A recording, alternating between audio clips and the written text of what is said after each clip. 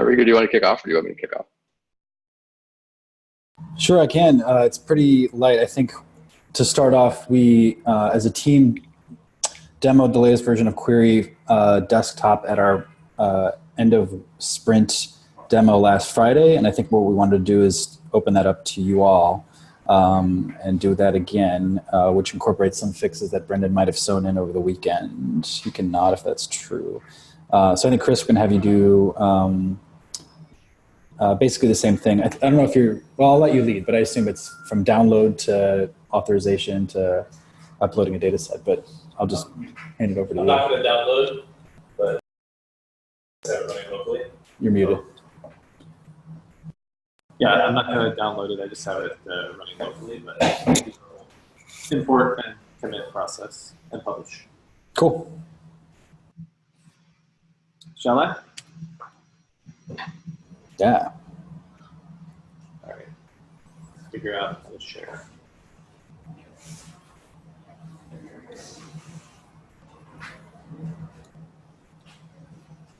Can everyone see my screen? So wide. Yeah, so wide. Okay, we can make Qri Desktop big. So what we're looking at now is Qri Desktop, and for those who haven't seen it, kind of looks like GitHub Desktop, but we can move around between the data sets. And we have one selected. We have this pane where we can see the current status, we can see the history, and show commits, and inspect those commits. We have some things up here for user authentication, for connecting to Discord if we need some help. We have a publish button, we have a show files button. But what we want to demo today is what happens when we start with a data set that's not in Qri, so basically a file-based data set that's on our machine, and how we get that into Qri. So if I open up the data set list here, we've got add a data set, a new data set. We're working on the language for both of these. Basically, add a data set means copy or connect to a data set that's already in the Qri network and make it available locally to you. And then new data set is the process for actually creating a new Qri data set from a data file. So I have a CSV over here, which I'll open this up so you can see what's in it. So we're going to open this with numbers. So this is earthquakes data from the US Geological Survey. And if that will ever open, maybe, we will see what's inside there. Okay, numbers doesn't want to open right now.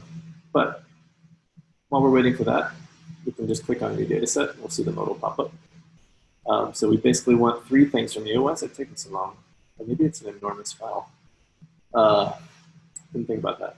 Okay, so yeah, we want three things from you to create a new data set. So first we want to actually know which file you want to use. So you can see this earthquakes data set on my desktop. I'm just going to choose that from the file picker. So let's choose desktop earthquakes August 2019. You can see that it pre-populated the data set name, but here I can actually change this. Look what happens if I start typing invalid characters. It's a little error. So we can just say, we can make this a little bit more specific. If we want to, we won't actually match the file name, but at least we give it to you as a starting point. Of course, here comes numbers. So anyway, this is just earthquake data. It's a good starter data set because it's, you can kind of cut it lots of different ways. This is showing the last 30 days of earthquakes. Fun fact I learned last night that they're not all earthquakes. There's a type column here. Some of them are like dynamite blasts or quarry blasts. And of course, it's so big that it's going to crash, so I won't even go there. But I brought it into R last night for my class and was like checking out all the different types. Anyway, okay, save path. So here's where we want to actually create the directory. So this one's a little ambiguous also because we're trying to figure out how to convey to the user what's actually going to happen here. So we do actually have, you know, we kind of want to push people to this pattern where there's a datasets directory, and that's where you put all your stuff unless you're integrating it with other code or files. But if you want to keep your datasets kind of self-contained, put them in a datasets directory. Come on, numbers. Okay. So here's my datasets directory. You can see all my Qri datasets are linked in here. And if I hit open there, we have a little message here that says we're going to create a new directory called earthquakes August 2019 and import the data file. So here's where the magic happens. this form is now valid. I can hit create data set, and we should see that data appear on the screen after some loading spinners show up. And here we go. So you can see all three components of the data set are listed over here. If we click on meta, you see there's really nothing in here, so it's kind of an empty meta file, but we can start messing with it. Body is what we expect it to look like. This is the information that was pulled in from the CSV. You'll notice that the first line of the data, or the first row of the data, is actually the headers. So there's some work we need to do there. And that's actually only because we auto-generated the schema. So this is sort of the dummy schema. As if we had I guess Qri init creating dummy data before. So now that we've kind of merged that in with, here's real data, but here's sort of dummy schema, which is kind of not the way we want to move forward with this. But what we can demonstrate here is that if we actually delete this file, when we first make a commit, it'll do its inference and try and figure out what the column headers are and actually apply those properly. So without further ado, if this show files button will work now, so I can click that and it'll open up in Finder.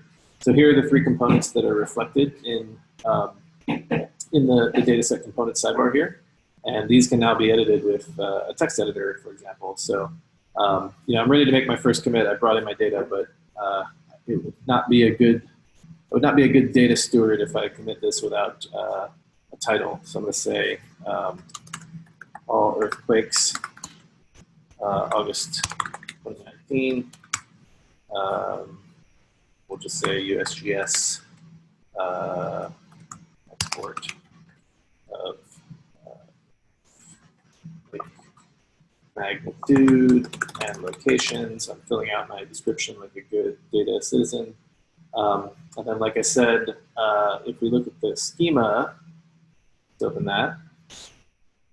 Again, this was auto-populated schema. It has nothing to do with our source data. So what I'm going to really do is just delete this file and just get rid of that. And we should see that status get updated in Qri Desktop. So there's no longer a schema. But I'm ready to make my first commit. So I can just say initial, let's type in here, initial commit. And we're ready to go. So you see, once I hit this commit button or submit button, you should see a modal pop up. Everything's good to go. You'll notice that the little lights that we had up here next to the components are now gone because we are no longer in an edited state. So as soon as I make a second change, let's go back to meta and like add a keyword for seismic activity. We should see a meta now gets lit up again. So we have one commit, and now we have one change that's ready to be committed again if I was ready to commit. One more thing we can throw at it is what if we have invalid JSON? Look what we have here. A nice little exclamation point saying we're not ready to commit, and we're working on the ability for, actually, I guess this is not ready at this point. Maybe we are already checking for that. Oops, oh, that's not cool. Okay, well, at least it didn't commit. So that's what happens if you have invalid JSON in your or in your file system linked meta. Okay, last but not least is the publish button. So publish this data set on the Qri network. I've made a commit. This data set is now ready to share. And if I click this button, again, we're working on a sort of two-step process where we're going to show the user a little bit more about what's going on. But in the meantime, if I click, you'll see the button transferred into viewing cloud. And we're looking at a spinner, and that's a bug, I think, right now. But viewing cloud works. So what happened basically is that this we sent a reference to this data set to the Qri registry, and now it's got a home on the web. If I click on viewing Qri cloud, you'll see that the query.cloud/Chris Wong, which is my username, /earthquakes_August 2019, which is this new data set name, is now available. I've got a data set overview that shows information about this data set and a 100-row preview. I've got a components view, and that breaks down all the actual query components. And then I've got a history view, which is not quite put together yet. But you get the idea here that this is now a easily shareable, URL-based, mobile responsive landing page for this new data set that I created. So that's the process from file on my machine to data set with value added as metadata, value added as schema, in the query network, ready for peer-to-peer sharing, and also with sort of a home on Query Cloud. So that's our current demo as of today, September 9th, 2019.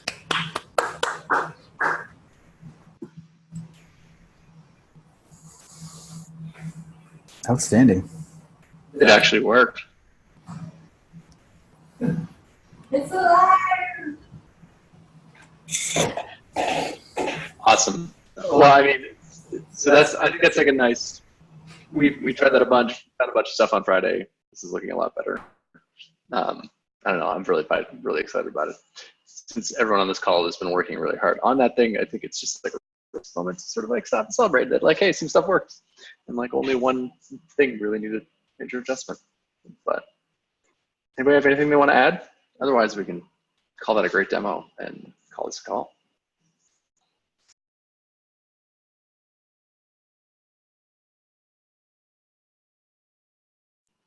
We need to like call on me soundtrack pumping in the background right now. But cool. With that, I think we can call this a day. I think that was a lovely demo. Super excited.